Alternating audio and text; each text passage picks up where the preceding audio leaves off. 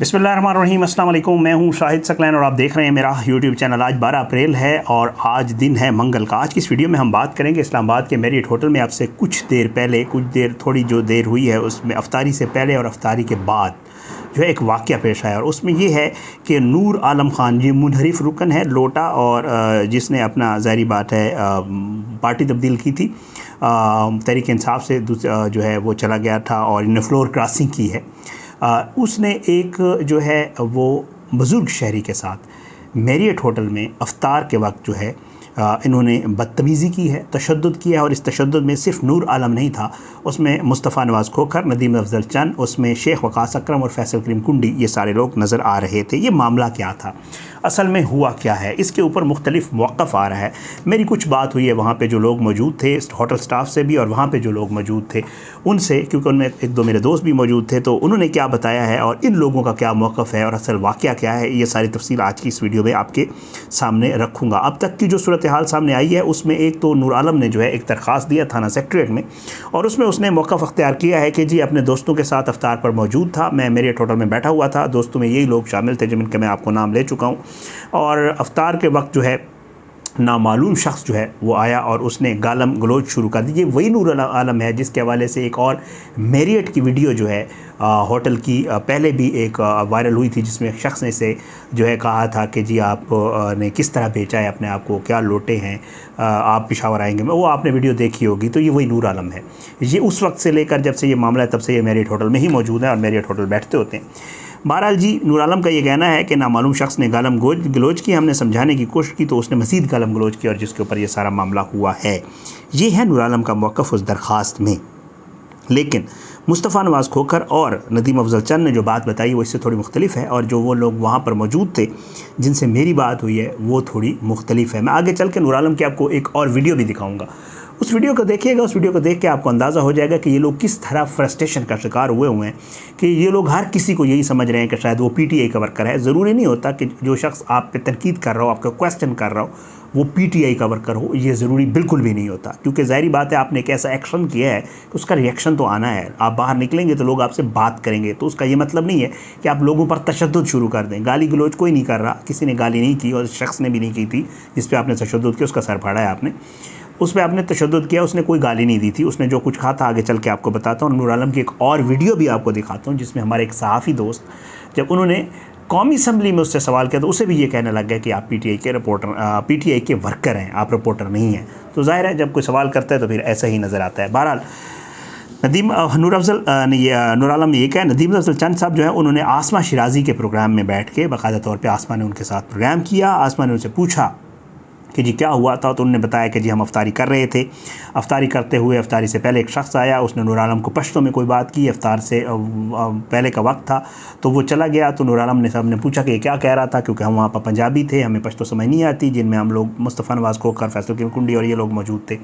तो वो कहता है कि जी मैंने उससे पूछा कि जी ये शख्स क्या कह रहा था, उसने कहा गाली थी। तो हमने कहा खैर है कोई मसला नहीं है, बाद में अफ्तार के बाद इस मामले को सॉर्ट आउट कर लेते हैं, तुम बैठो। बहरहाल कहता है कि अफ्तारी की।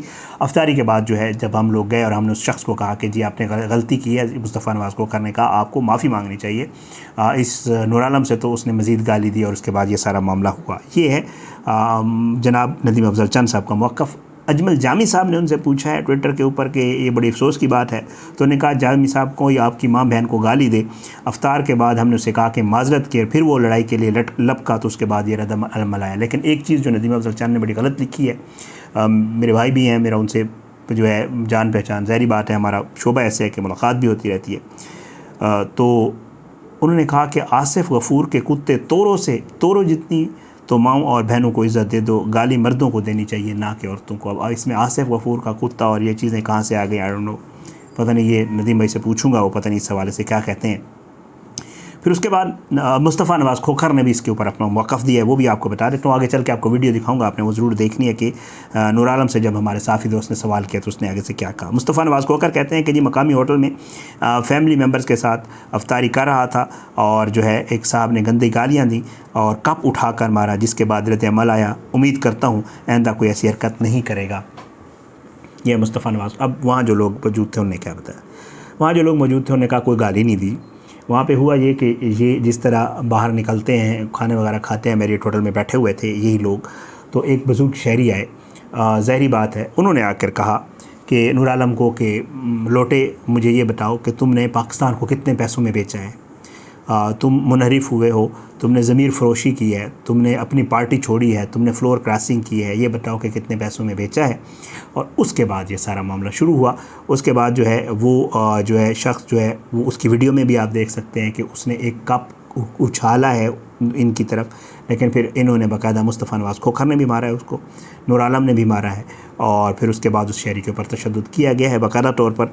और पुलिस जो है वो भी उसमें भी थाना सेक्रेटरीट में दरख्वास्त दे दी गई है, लेकिन पुलिस से भी जो मेरी बात हुई है, पुलिस का भी यही मौक़िफ़ है कि भाई वहाँ जाके लोगों से पूछा गया तो उन्होंने बताया कि शहरी का कसूर इतना नहीं था जितना उसको मारा गया है, तशद्दुद किया गया है। ये असल में है क्या? असल में ये है कि इन्होंने ये समझा था कि शायद अब वो दौर है वही पुराना वाला, और जो कुछ भी हो जाएगा, मुनहरिफ हो जाएंगे, पैसे ले लेंगे, कुछ भी कर लेंगे, टिकटों के वादों के ऊपर हम जो है फ्लोर क्रॉसिंग करेंगे, कुछ भी करेंगे तो किसी को पता नहीं चलेगा। लेकिन मसला ये है कि अब मामला है और अब है सोशल मीडिया का दौर, और लोगों को सारा पता चल जाता है कि असल मामला क्या है। फिर वहाँ से रिएक्शन आना शुरू हो गया है, अवाम ने रिएक्शन देना शुरू कर दिया है।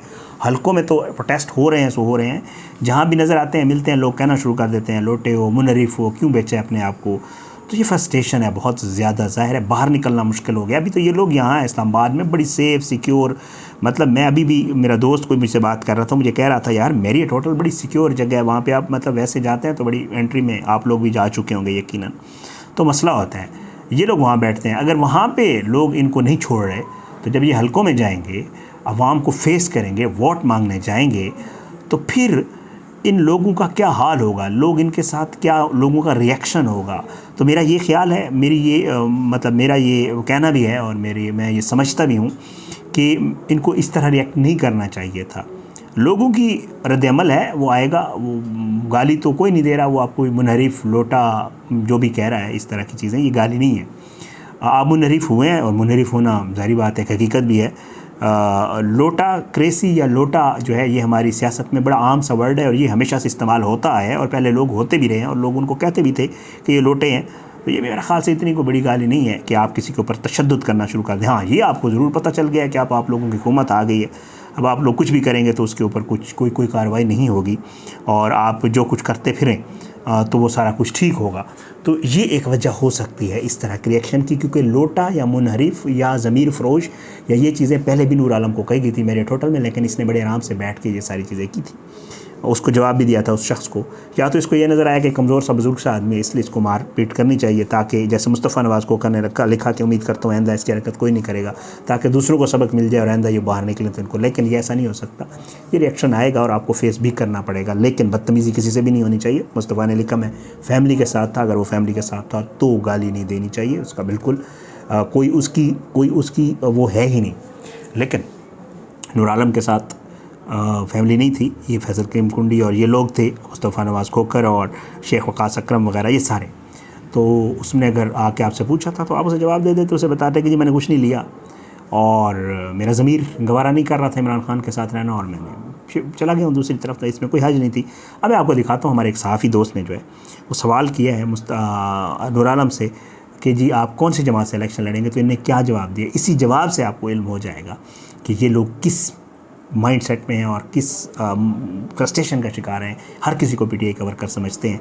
आप सवाल और जवाब सुने, मुझे इजाज़त दें, अपनी दुआ में याद रखा करें। अल्लाह पाकिस्तान का आमिर नासिर, इसके खिलाफ साजिश करने वालों को नस्लाबूद करें, आमिन सुम्मा आमिन। अल्लाह ज़ालिमों को इबरत का निशान बनाए, मज़लूमों को इंसाफ मिले, और अल्लाह पाकिस्तान के लिए बेहतरी करे। यही उम्मीद है, अपनी दुआ में याद रखें। पाकिस्तान जिंदाबाद, अल्लाह हाफ़िज़। और ये वीडियो देखते जाएँ। सर किस जमयत से लड़ेंगे सर? पीपल्स पार्टी टिकट से लड़ेंगे? मैं आपको वहाँ पे जो पीटीआई के उसमें मैं बता दूंगा ना। आप किसको? पीटीआई के वर्कर नहीं हो क्या? ना मैं साफ़ी हूँ, हम साफ़ी हैं सर, माज़रत के साथ। अभी आप जातियात पे इलेक्शन सर किस